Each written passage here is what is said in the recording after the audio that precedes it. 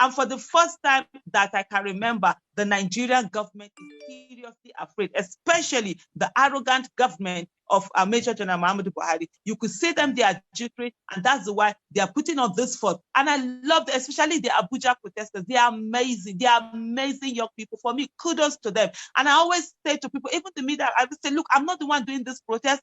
I didn't organize it. I just went there because they had tear gas them, and I'm like, not on my watch. And it was even that day I went there, I was all throughout, I was at the back. They were the ones doing everything.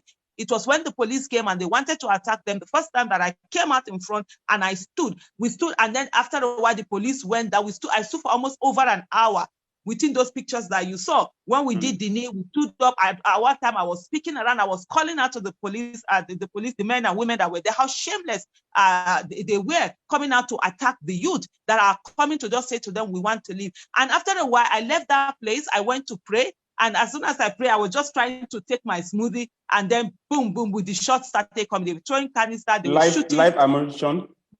Yes, they were shooting and throwing live canisters. And then, of course, the whole place scattered, all the youth ran away.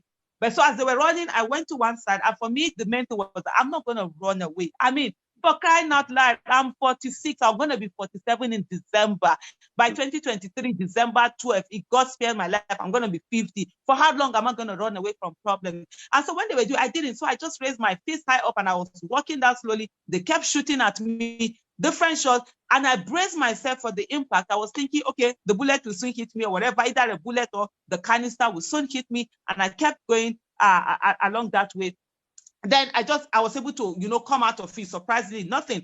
And with my hands still raised high, I got out of the fence that they had cowardly built around themselves. I went to the main road, and then 4 policemen came. They came at me, and they were holding bottled water that this youth had gathered together because they wanted us to sleep over there that day. So they held bottled water, and they were, throwing them at me. So that's why a lot of people saw them thinking that, that I was being beaten and they were being slapped. So when they were throwing that at me, it was one that glanced on me. And then one of them looked at me, and then he cursed me in Hausa, and I cursed him back.